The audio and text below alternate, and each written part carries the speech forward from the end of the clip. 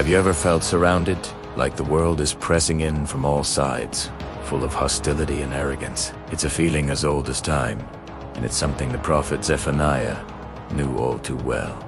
We're exploring Zephaniah Chapter 2, a message of warning, judgment, and ultimately, incredible hope. The chapter opens with an urgent, almost breathless plea. Imagine the prophet standing before his people, the nation of Judah, and crying out, "Gather yourselves together. Yes, gather together, O shameless nation."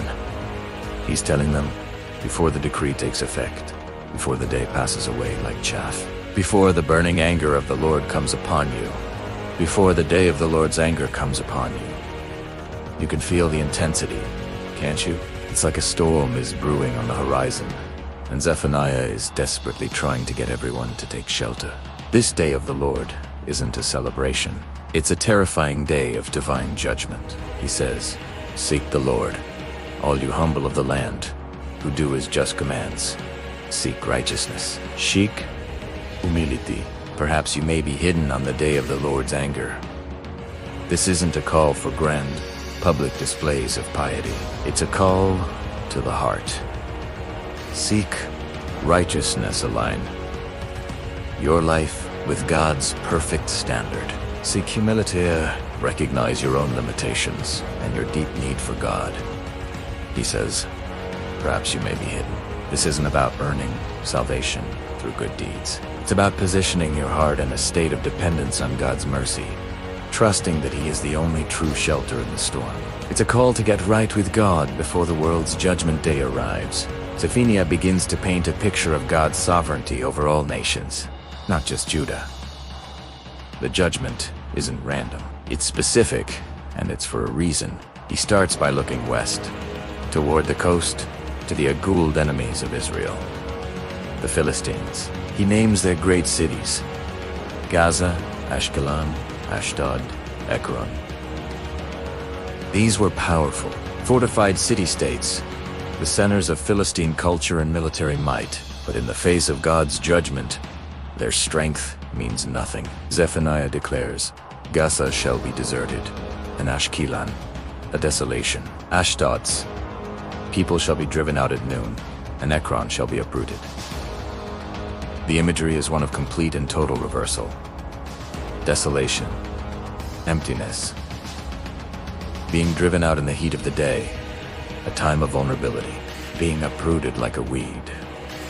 The prophet even calls out the Cherethites, another name for the people of the Philistine coast. He pronounces a woe upon them, the inhabitants of the seacoast, the land of Canaan. Why this harsh judgment? For centuries, the Philistines have been a thorn in Israel's side, constantly raiding, oppressing, and warring against them. But God promises a stunning reversal. He says the seacoasts shall be pastures, with meadows for shepherds and folds for flocks. And who will inherit this land? It shall be for the remnant of the house of Judah. The very people who were oppressed will now find pasture and rest in the land of their former enemies. God Himself will visit them and restore their fortunes. It is a powerful promise that God sees the struggles of His people and will one day set things right. Next, Zephaniah turns his attention to the east, across the Dead Sea, to two of Judah's relatives, Moab and Ammon. These nations were descended from Lot, Abraham's nephew, so they were family. But they had become bitter rivals. God says, I have heard the taunts of Moab and the revilings of the Ammonites, how they have taunted my people and made boasts against their territory. What was their great sin? Pride, arrogance. Verse 10 is crystal clear. This shall be their lot in return for their pride, because they taunted and boasted against the people of the Lord of hosts. They kicked Judah when it was down.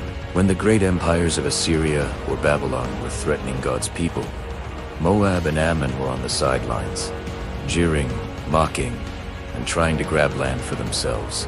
Their punishment is described with one of the most chilling analogies in the Bible. God declares, As I live, Moab shall become like Sodom, and the Ammonites like Gomorrah. Sodom and Gomorrah. Those names echo with a sense of absolute, fiery, destruction. He says their land will become a land of nettles and salt pits, a desolation forever. A place so ruined that nothing can grow. And once again, what happens to this desolate land? The remnant of my people shall plunder them, and the survivors of my nation shall possess them. God's justice is also about restoration for his people.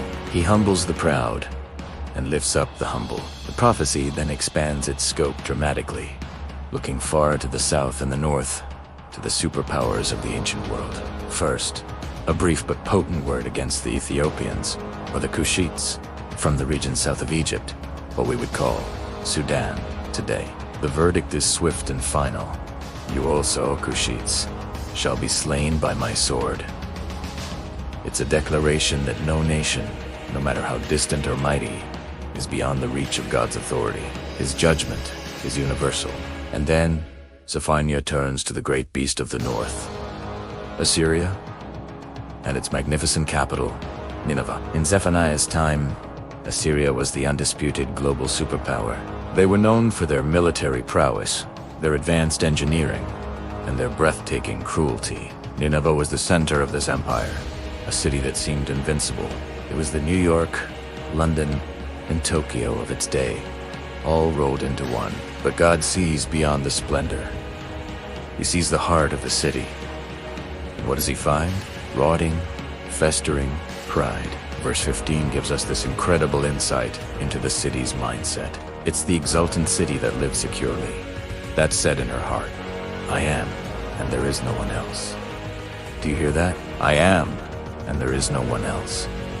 This is the ultimate statement of self. Nineveh had put itself in the place of God.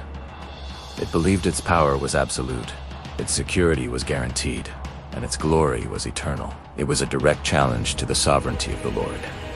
And God's response is to dismantle this pride, brick by brick. He says he will stretch out his hand against the north and destroy Assyria, and he will make Nineveh a desolation, a dry place like the wilderness. The vibrant, bustling metropolis will become a ghost town. The palaces and temples will become homes for wild animals. He says, herds shall lie down in her midst, all kinds of beasts. The owl and the hedgehog shall lodge in her capitals. The final image is haunting.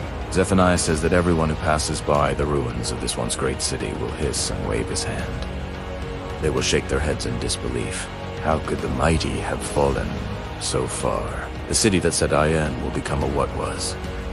It is a timeless warning against human arrogance and the belief that our own power and achievements make us invincible. So what do we take away from this sweeping prophecy?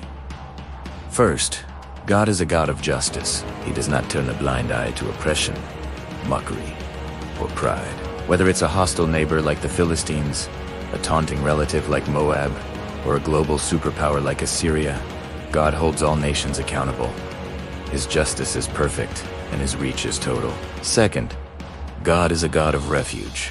The very first thing he does in this chapter is offer a way out. Seek the Lord, ... Seek righteousness, seek humility. He provides a shelter for the humble before the storm of judgment arrives. He is not a God who delights in punishment, but a God who longs for people to turn to him and find safety in his mercy. And finally, God is a God of restoration. Notice the recurring theme. The remnant of Judah inherits the land of their enemies. God doesn't just punish the wicked, he restores the fortunes of his faithful people. He promises that in the end, justice will not only be served, but his people will be vindicated and blessed. In a world that often feels chaotic and unjust, where the arrogant seem to prosper, Zephaniah's message rings with profound truth. It reminds us that there is a higher authority, a divine king who sees all, and who will one day make all things new. It calls us not to put our trust in human strength or national power, but to humble ourselves, seek his righteousness, and find our ultimate security in him alone, because on the day of the Lord, he is the only shelter that will stand. Thank you for joining me on this deep dive in the scripture. If this message resonated with you, please like this video, subscribe to the channel for more content like this, and share your thoughts in the comments below. I'd love to hear how this ancient prophecy speaks to you today. Until next time, stay humble and seek the Lord.